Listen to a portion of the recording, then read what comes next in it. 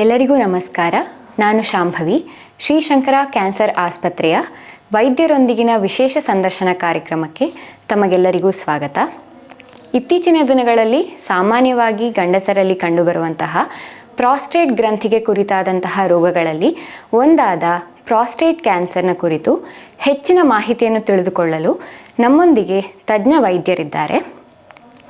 Doctor Srivatsa N, consultant uro oncologist ಹಾಗೂ robotic surgeon, Srishankara cancer ಆಸ್ಪತ್ರೆ ಮತ್ತು ಸಂಶೋಧನಾ ಕೇಂದ್ರ. ತಮಗೆ ಈ ಕಾರ್ಯಕ್ರಮಕ್ಕೆ ಸ್ವಾಗತ ಸರ್. ಧನ್ಯವಾದಗಳು ಶಾಂಭವಿ. ಎಲ್ಲ ವೀಕ್ಷಕರಿಗೂ ನನ್ನ ನಮಸ್ಕಾರ. ಸರ್, ಈಗ ಕ್ಯಾನ್ಸರ್ಗೆ ಸರ್ಜರಿ ಅಥವಾ ಈ ರೇಡಿಯೋಥೆರಪಿ ಅಂತ ಚಿಕಿತ್ಸೆಗಳನ್ನು ನೀಡಿದಾಗ ಕೆಲವೊಂದು ಅಡ್ಡ ಪರಿಣಾಮಗಳು ಉಂಟಾಗತ್ತೆ. ಆ ಅಡ್ಡ ಪರಿಣಾಮಗಳನ್ನು ಹೇಗೆ ನಿವಾರಿಸ್ಕೊಳ್ಬಹುದು? ಇದು ಒಂದು ತುಂಬ ಮುಖ್ಯವಾದ ಪ್ರಶ್ನೆ ಶಾಂಭವಿ ಅವರೇ. ನಿಮಗೆ ತಿಳಿದಿರೋ ರೀತಿಯಲ್ಲಿ ಯಾವುದೇ ಒಂದು ಚಿಕಿತ್ಸೆಯನ್ನು ನಾವು ನೀಡಿದಾಗ ಅದರಲ್ಲಿ ಕೆಲವು ಅಡ್ಡ ಪರಿಣಾಮಗಳು ಆಗುವಂತಹ ಸಾಧ್ಯತೆಗಳಿದ್ದೇ ಇರ್ತವೆ. ಹೆಚ್ಚಾಗಿ ಕ್ಯಾನ್ಸರ್ಗೆ ಅಂತ ನಾವು ಯಾವ ಚಿಕಿತ್ಸೆಗಳನ್ನು ಕೊಡ್ತೀವೋ ಅವು ಸ್ವಲ್ಪ ತೀಕ್ಷ್ಣವಾದ ಪ್ರಮಾಣದಲ್ಲೇ ಅಡ್ಡ ಪರಿಣಾಮಗಳನ್ನು ಉಂಟು ಮಾಡೋದಕ್ಕೆ ಸಾಧ್ಯತೆ ಇರುತ್ತೆ. ಆದರೆ ಇತ್ತೀಚಿನ ದಿನಗಳಲ್ಲಿ ನನ್ನ ಅಂದಾಜಿನಲ್ಲಿ ಸುಮಾರು ಈಗ ಒಂದು ದಶಕದ ಈಚೆಗೆ ನಾವು ತಂತ್ರಜ್ಞಾನವನ್ನು ತುಂಬ ಚೆನ್ನಾಗಿ ಅಳವಡಿಸ್ಕೊಂಡಿದ್ದೀವಿ. ಈ ತಂತ್ರಜ್ಞಾನಗಳು ನಮಗೆ ನಾವು ಕೊಡುವಂತಹ ಚಿಕಿತ್ಸೆಗಳನ್ನು ತುಂಬ ಸುಲಭವಾಗಿ ಕೊಟ್ಟು ಹೆಚ್ಚು ಅಡ್ಡ ಪರಿಣಾಮಗಳು ಇಲ್ಲದೆ ನಾವು ಒಬ್ಬ ರೋಗಿಯನ್ನು ಚಿಕಿತ್ಸೆ ಕೊಟ್ಟು ಅವರ ಕಾಯಿಲೆಯನ್ನು ಗುಣಪಡಿಸೋದಕ್ಕೆ ಅನುಕೂಲ ಮಾಡಿಕೊಡ್ತಾ ಇದ್ದಾವೆ. ಇತ್ತೀಚಿನ ದಿನಗಳಲ್ಲಿ ನಾನು ಹಿಂದೆಯೇ ಹೇಳಿದ ಹಾಗೆ ನಾವು ಈಗ ರೋಬೋಟಿಕ್ ಸರ್ಜರಿ ಮಾಡ್ತೀವಿ. ಇದರಲ್ಲಿ ದೊಡ್ಡ ಪ್ರಮಾಣದ ಈ ಒಂದು ಶಸ್ತ್ರಚಿಕಿತ್ಸೆಯನ್ನು ಸಣ್ಣ ಸಣ್ಣ ರಂಧ್ರಗಳ ಮೂಲಕನೇ ನಾವು ಮುಗಿಸ್ಬಿಡ್ತೀವಿ. ಹಾಗಾಗಿ ಈ ರೀತಿ ಮಾಡುವಂತಹ ಶಸ್ತ್ರಚಿಕಿತ್ಸೆಯಿಂದ ಆಗುವಂತಹ ಅಡ್ಡ ಪರಿಣಾಮಗಳು ತುಂಬ ಕಡಿಮೆ ಇದ್ದಾಗಲೂ ಬಹಳ ಕಡಿಮೆ ಸಮಯದಲ್ಲಿ ರೋಗಿಗಳು ಆ ಅಡ್ಡ ಪರಿಣಾಮಗಳಿಂದ ಬೇಗ ಚೇತರಿಸ್ಕೊಂಡು ಮತ್ತೆ ಎಂದಿನಂತೆ ಜೀವನವನ್ನು ನಡೆಸೋದಕ್ಕೆ ಸಾಧ್ಯ ಆಗ್ತಾ ಇದೆ. ಹಾಗೆಯೇ ರೇಡಿಯೋಥೆರಪಿ ಕೂಡ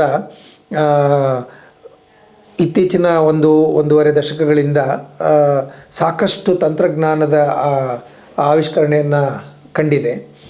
ಇವತ್ತಿನ ದಿನ ಅಡ್ವಾನ್ಸ್ಡ್ ರೇಡಿಯೋಥೆರಪಿ ಮೆಷಿನ್ಸನ್ನು ನಾವು ಬಳಸ್ತಾ ಇದ್ದೇವೆ.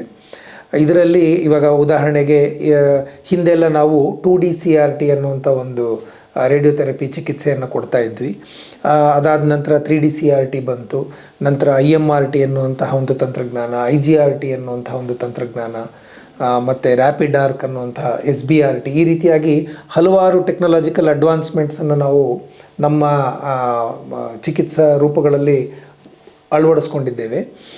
ಇದರಿಂದಾಗಿ ಏನಾಗಿದೆ ಅಂತಂತಂದರೆ ನಾವು ರೋಗಿಗಳಿಗೆ ಕೊಡುವಂತಹ ಚಿಕಿತ್ಸೆ ತುಂಬ ನಿಖರವಾಗಿದ್ದು, ಅಂದರೆ ಪ್ರಿಸಿಷನ್ ಡ್ರಿವನ್ ಟ್ರೀಟ್ಮೆಂಟ್ ಅಂತ ಏನು ಕರಿತೀವಲ್ಲ ಆ ರೀತಿಯಾಗಿದ್ದು, ಅದರಿಂದ ಉಂಟಾಗುವಂತಹ ಅಡ್ಡ ಪರಿಣಾಮಗಳು ಸಾಕಷ್ಟು ಕಡಿಮೆ ಆಗಿದೆ.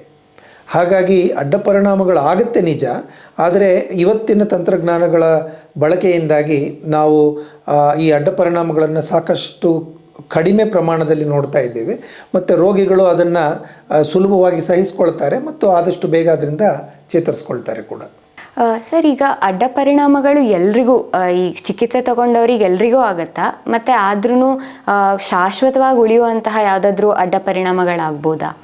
ಅಡ್ಡ ಪರಿಣಾಮಗಳು ಸಾಕಷ್ಟು ಪ್ರಮಾಣದಲ್ಲೇ ಆಗುತ್ತೆ. ಅಂತಂದರೆ 100 ಜನ ರೋಗಿಗಳಿಗೆ ನಾವು ಚಿಕಿತ್ಸೆಯನ್ನು ಕೊಟ್ಟರೆ ಸುಮಾರು ಒಂದು 50-60 ಜನಕ್ಕೆ ಸಣ್ಣ ಪುಟ್ಟ ಪ್ರಮಾಣದಲ್ಲಾದರೂ ಒಂದಲ್ಲ ಒಂದು ಅಡ್ಡ ಪರಿಣಾಮ ಆಗುವಂತಹ ಸಾಧ್ಯತೆ ಇರುತ್ತೆ.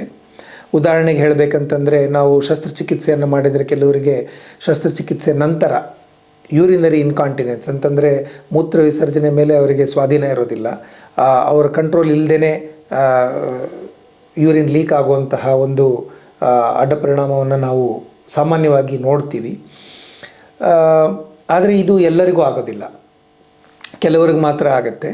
ಮತ್ತು ಯಾರಿಗೆ ಆಗುತ್ತೋ ಅವರಿಗೆ ಕೂಡ ಸಣ್ಣ ಸಣ್ಣ ಚಿಕಿತ್ಸೆಗಳಿಂದ ಮತ್ತು ಸಣ್ಣ ಪುಟ್ಟ ವ್ಯಾಯಾಮಗಳನ್ನು ನಾವು ಅವ್ರ ಕೈಲಿ ಮಾಡಿಸೋದ್ರಿಂದ ಇದು ರಿಕವರ್ ಆಗಿಬಿಡ್ತಾರೆ. ಅಂತಂದರೆ ಇದು ಪರ್ಮನೆಂಟ್ ಸೈಡ್ ಎಫೆಕ್ಟ್ ಅಲ್ಲ, ತಾತ್ಕಾಲಿಕವಾಗಿ ಅಂದರೆ ಟೆಂಪ್ರರಿಯಾಗಿ ಕೆಲವು ದಿನಗಳ ಕಾಲ ಅಥವಾ ತುಂಬ ಹೆಚ್ಚಂದರೆ ಕೆಲವು ವಾರಗಳ ಕಾಲ ಇದ್ದು ತಾನಾಗೆ ಸರಿಯಾಗುವಂತಹ ಒಂದು ಅಡ್ಡ ಪರಿಣಾಮ.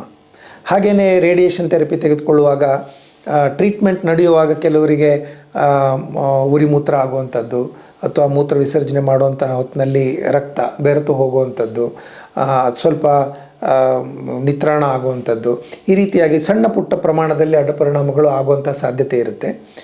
ನಾನು ಹೇಳಿದ ಹಾಗೆ ಹಿಂದೆ ಎಲ್ಲರಿಗೂ ಈ ರೀತಿಯಾದಂಥ ಅಡ್ಡ ಪರಿಣಾಮಗಳು ಆಗೋದಿಲ್ಲ, ಕೆಲವರಿಗೆ ಆಗಬಹುದು. ಆದವ್ರಿಗೂ ಸಹಿತ ಅದು ತಾತ್ಕಾಲಿಕ.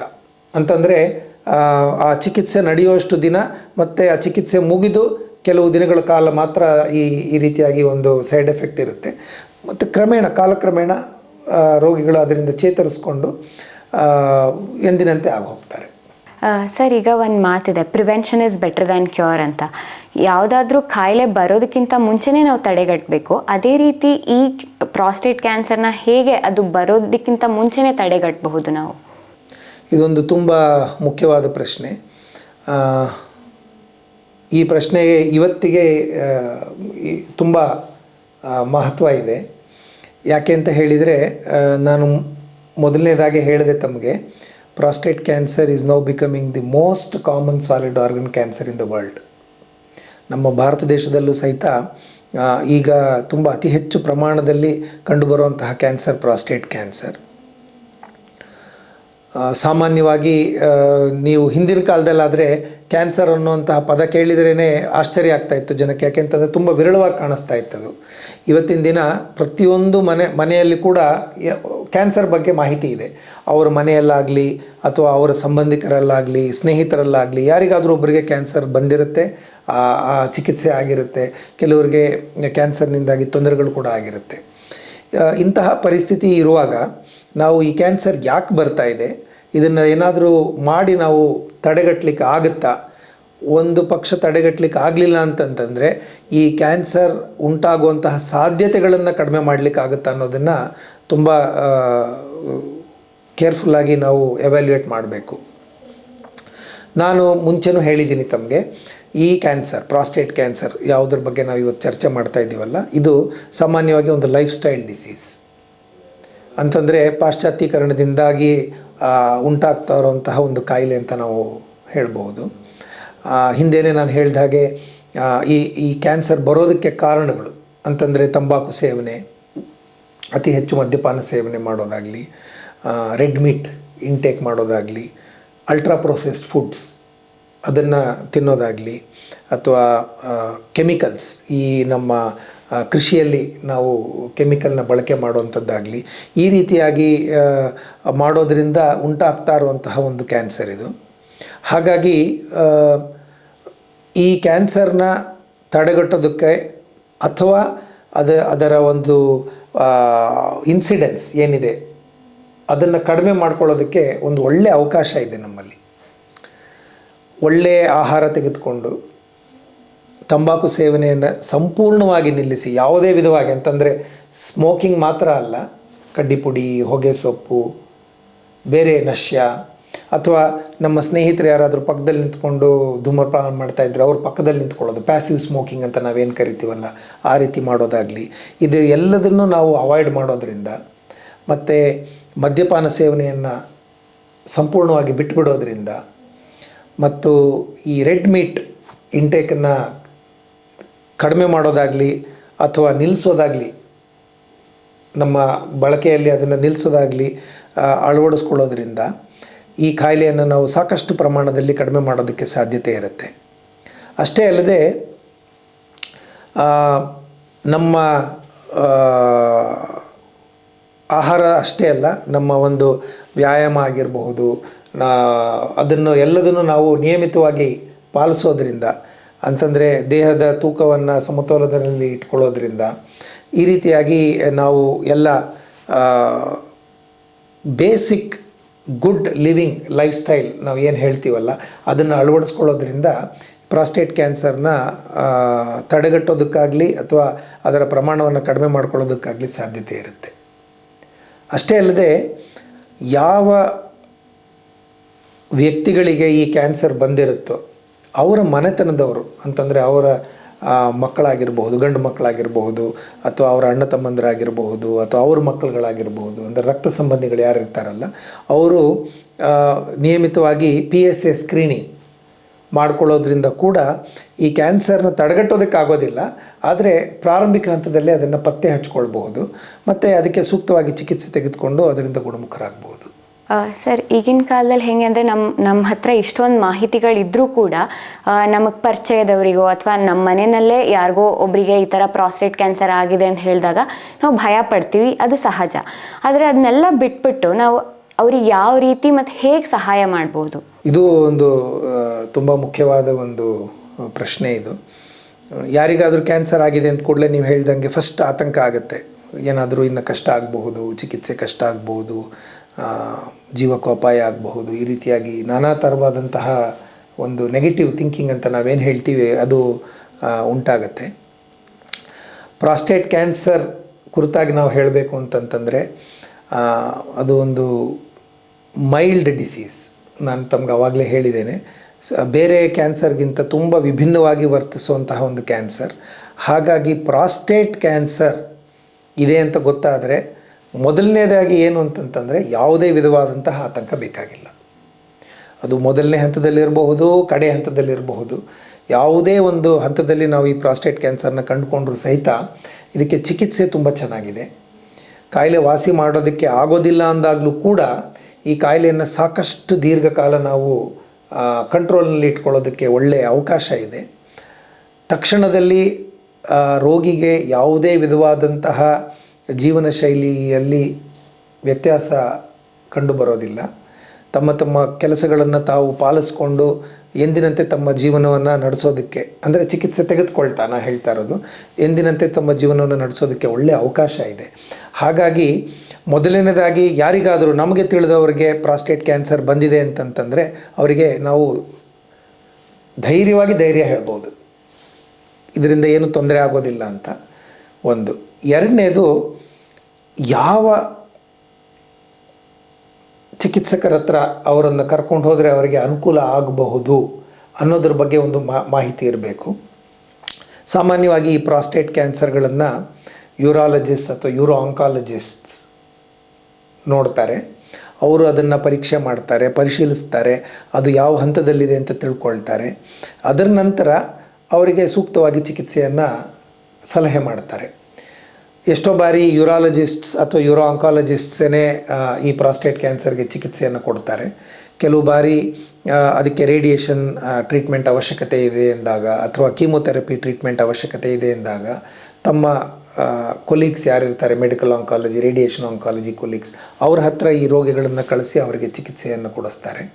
ಹಾಗಾಗಿ ಈ ಕಾಯಿಲೆ ಬಗ್ಗೆ ಅನುಮಾನ ಇದ್ದರೆ ಅವರು ಖಂಡಿತವಾಗಿಯೂ ಹತ್ತಿರದಲ್ಲಿರುವಂತಹ ಯೂರಾಲಜಿಸ್ಟ್ ಅಥವಾ ಯೂರೋ ಆಂಕಾಲಜಿಸ್ಟನ್ನು ಸಂಪರ್ಕ ಮಾಡೋದು ಒಳ್ಳೆಯದು. ಮೂರನೇದಾಗಿ, ಈ ಚಿಕಿತ್ಸೆಯನ್ನು ನಾವು ರೋಗಿಗಳಿಗೆ ಕೊಡೋದಕ್ಕೆ ಶುರು ಮಾಡಿದ ಮೇಲೆ ಸಣ್ಣ ಪುಟ್ಟ ಪ್ರಮಾಣದಲ್ಲಿ ಯಾವ ಒಂದು ಅಡ್ಡಿ ಪರಿಣಾಮಗಳಾಗುತ್ತಲ್ಲ, ಆ ಹೊತ್ತಿನಲ್ಲಿ ಸುತ್ತಮುತ್ತಲು ಇರುವಂಥ ಜನ, ಅವರ ಆಪ್ತರು ಅವರಿಗೆ ಸಪೋರ್ಟ್ ಕೊಡಬೇಕಾಗತ್ತೆ.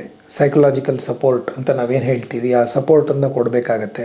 ಅವ್ರ ಜೊತೆ ಸಾಕಷ್ಟು ಸಮಯ ಟೈಮ್ ಸ್ಪೆಂಡ್ ಮಾಡೋದು, ಅವ್ರ ಜೊತೆಗೆ ಅವರನ್ನು ಫಿಸಿಕಲಿ ಆ್ಯಕ್ಟಿವ್ ಆಗಿಡೋದು, ಅಂತಂದರೆ ವಾಕಿಂಗ್ ಕರ್ಕೊಂಡೋದಾಗಲಿ, ಎಕ್ಸರ್ಸೈಸ್ ಮಾಡಿಸೋದಾಗಲಿ ಮಾಡೋದು. ಮತ್ತು ಅವರ ಆಹಾರದ ಬಗ್ಗೆ ಗಮನ ಕೊಡುವಂಥದ್ದಾಗಲಿ, ಅಂತಂದರೆ ಅವರಿಗೆ ಒಳ್ಳೆಯ ಪೌಷ್ಟಿಕಾಂಶ ಇರುವಂತಹ ಆಹಾರಗಳನ್ನು ಒದಗಿಸೋದಾಗಲಿ, ಈ ರೀತಿಯಾಗಿ ಅವರು ಸಪೋರ್ಟ್ ಕೊಡೋದು. ಅವರು ಯಾವುದಾದ್ರೂ ಒಂದು ವ್ಯಸನಕ್ಕೆ ಒಳಗಾಗಿದ್ದರೆ, ಅಂತಂದರೆ ಮದ್ಯಪಾನ, ಧೂಮ್ರಪಾನ, ಈ ಥರ ಯಾವುದಾದ್ರೂ ಒಂದು ವ್ಯಸನಕ್ಕೆ ಒಳಗಾಗಿದ್ದರೆ ಅವರಿಗೆ ಎನ್ಕರೇಜ್ಮೆಂಟ್ ಕೊಟ್ಟು ಅದರಿಂದ ಅವರನ್ನು ಆಚೆ ತೆಗೆಯೋಕ್ಕೆ ಪ್ರಯತ್ನ ಮಾಡೋದಾಗಲಿ, ಈ ರೀತಿಯಾಗಿ ಮಾಡೋದರಿಂದ ಅವರಿಗೆ, ರೋಗಿಗಳಿಗೆ ಒಳ್ಳೆಯ ಆತ್ಮವಿಶ್ವಾಸ ಉಂಟಾಗುತ್ತೆ. ಮತ್ತು ಕಾಲಕ್ರಮೇಣ ಅವ್ರಿಗೆ ಅರ್ಥ ಆಗುತ್ತೆ ಈ ಕಾಯಿಲೆ ಅಷ್ಟು ತೀಕ್ಷ್ಣ ಇಲ್ಲ, ತಾವು ಚೆನ್ನಾಗಿದ್ದೀವಿ, ನಾವು ಅವ್ರ ಜೀವನಗಳನ್ನು ನಾವು ಎಂದಿನಂತೆ ನಡೆಸೋದಕ್ಕೆ ನಾವು ಸಶಕ್ತರಾಗಿದ್ದೀರಿ ಅಂತ ಅವರಿಗೆ ಅನಿಸುತ್ತೆ. ಅಲ್ಲಿ ತನಕ ಆದರೂ ನಾವು ಎಲ್ಲರೂ ಸೇರಿಕೊಂಡು ಅವರಿಗೆ ಈ ರೀತಿಯಾಗಿ ಸಪೋರ್ಟ್ ಕೊಟ್ಟರೆ ಅದು ತುಂಬ ಅನುಕೂಲ ಆಗುತ್ತೆ.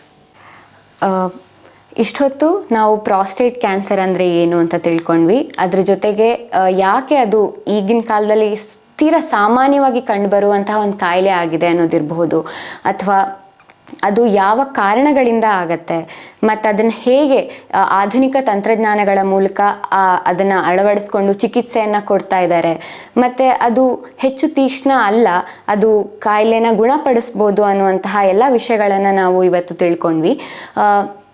ಅದೇ ರೀತಿ ಕೆಲವೊಂದು ಸಣ್ಣ ಪುಟ್ಟ ಕಿವಿ ಮಾತುಗಳನ್ನು ನಾವು ನಮ್ಮ ಡಾಕ್ಟರಿಂದ ಕೇಳ್ಪಟ್ವಿ. ಹೇಗೆ ನಮ್ಮ ಪರಿಚಯದವರು ಅಥವಾ ಪ್ರೀತಿ ಪಾತ್ರರಿಗೆ ಈ ಕ್ಯಾನ್ಸರ್ ಉಂಟಾದಾಗ ನಾವು ಹೇಗೆ ಬೆಂಬಲ ಕೊಡ್ಬೋದು ಅನ್ನೋದನ್ನ ಕೂಡ ತಿಳ್ಕೊಂಡ್ವಿ. ಈ ಎಲ್ಲ ಅಮೂಲ್ಯವಾದ ಮಾಹಿತಿಗಳನ್ನು ಹಾಗೂ ಪ್ರಾಸ್ಟೇಟ್ ಕ್ಯಾನ್ಸರ್ ಅನ್ನುವಂತಹ ಒಂದು ಈ ಕಾಯಿಲೆ ಬಗ್ಗೆ ಪರಿಪೂರ್ಣ ಮಾಹಿತಿಯನ್ನು ನಮಗೆ ನೀಡಿರುವಂತಹ ಡಾಕ್ಟರ್ ಶ್ರೀವತ್ಸ ಎನ್ ರವರಿಗೆ ನಾನು ಧನ್ಯವಾದಗಳನ್ನ ಹೇಳಲಿಕ್ಕೆ ಇಷ್ಟಪಡ್ತೀನಿ. ಧನ್ಯವಾದಗಳು ಸರ್. ಧನ್ಯವಾದಗಳು. ನಮಸ್ಕಾರ.